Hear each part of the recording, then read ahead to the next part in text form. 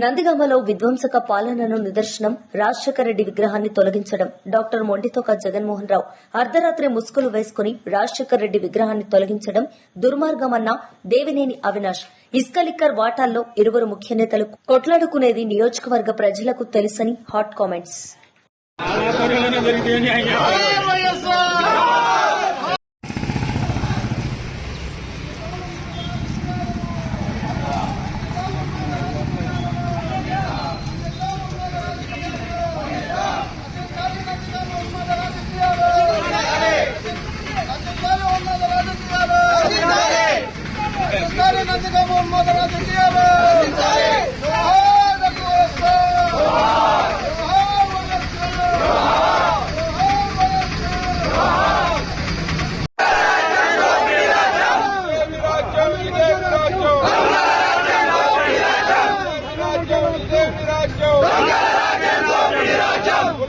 రాజకీయాలు లక్ష్యబోతు రాజకీయాలు రాజకీయాలు లక్ష్యబోతు రాజకీయాలు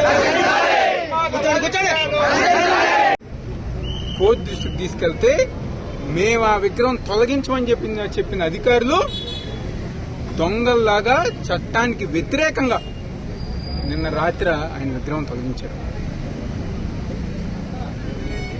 గతంలో ఎప్పుడు గారు, ఎందుకంటే 5 సంవత్సరాలు వైఎస్ఆర్ కాంగ్రెస్ పార్టీ మా నాయకుడు జగన్మోహన్ రెడ్డి గారు, స్థానికంగా శాసనసభ్యులుగా ఉన్న మా నాయకుడు జగన్మోహన్ రావు గారు ఇందాక అన్ని విషయాలు చెప్పారు. చేసిన అభివృద్ధి కార్యక్రమాలు, ఈ నియోజకవర్గంలో చేసిన అభివృద్ధి కార్యక్రమాల గురించి చెప్పారు. మేము ఆ విధంగా పోటీ పడ్డాం. తెలుగుదేశం లేదు, ఇతర పార్టీలు లేవు. ఏ పార్టీ అయినా ఆ ప్రాంతంలో, ఆ గ్రామంలో అభివృద్ధి కార్యక్రమాలు చేసింది. నందిగాంకు ఒక కొత్త రూపు గత 5 సంవత్సరాలు మా శాసనసభ్యులు జగన్మోహన్ రావు గారు వైఎస్ఆర్ కాంగ్రెస్ పార్టీ ఆధ్వర్యంలో తీసుకొచ్చారు. ఈ రోజు ఏంటి పరిస్థితి? సంవత్సరం కాలం అయింది. నందిగాం నియోజకవర్గంలో వైఎస్ఆర్ కాంగ్రెస్ పార్టీ నాయకుల మీద, కార్యకర్తల మీద తప్పుడు కేసులు, దాడులు, వ్యాపారస్తుల మీద తప్పుడు కేసులు, డబ్బులు వసూలు చేసుకోవడం, ఇసుక దంద, క్వారీలు దంద, లిక్కర్ దంద, ప్రతి ఒక్కటి గారా ఈరోజు వాటాల కోసం ఎంపీ, ఎమ్మెల్యే కొట్టుకునే పరిస్థితి ఈరోజు ఈ నియోజకవర్గంలో ఉంది. అదే మేమేదో చెప్పట్లా, ఓపెన్ సీక్రెట్ ఇది. ఇసుక దగ్గర, లిక్కర్ దగ్గర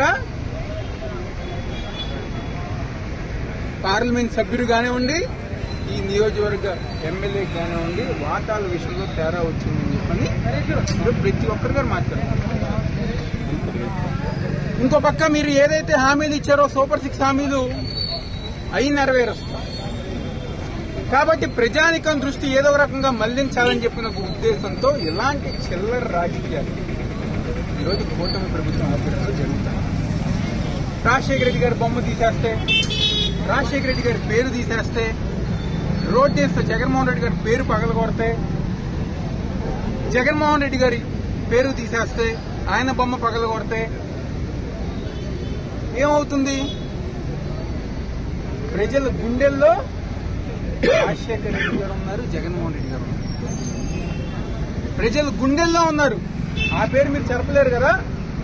ఇంకెన్ని సంవత్సరాలు మీ ఆటలో? మహా అయితే తిప్పు కొడితే 3 సంవత్సరాలు. 3 సంవత్సరాల తర్వాత జగన్మోహన్ రెడ్డి గారి ప్రభుత్వ హయాంలో నందిగామకు సంబంధించి ట్రాఫిక్ కి గాని, నందిగామలో మౌలిక సదుపాయాల కోసం గాని చేసినటువంటి పనులు, ముఖ్యంగా సెంటర్ లో, ఐలాండ్ లో ఉన్నటువంటి విగ్రహాలని ఒక సముచిత స్థానం కల్పిస్తూ చేసిన పనులు, మధ్యలో గాంధీ గారి విగ్రహం పెట్టడం, ఏమాత్రం అడ్డం లేని, మున్సిపాలిటీ పరిధిలో లేని, R&B పరిధిలో లేనటువంటి రాజశేఖర రెడ్డి గారి విగ్రహాన్ని అక్కడే ఉంచడం జరిగింది. అప్పట్లోనే అక్కస్తో కోర్టుకెళ్లారు. కోర్టు క్లియర్ గా డైరెక్షన్స్ ఇచ్చింది, ఇది మున్సిపాలిటీ పరిధిలో లేదు, ఇది R&B పరిధిలో లేదు, కాబట్టి దీన్ని తొలగించాల్సిన అవసరం లేదని కోర్టు చెప్పడం కూడా జరిగింది.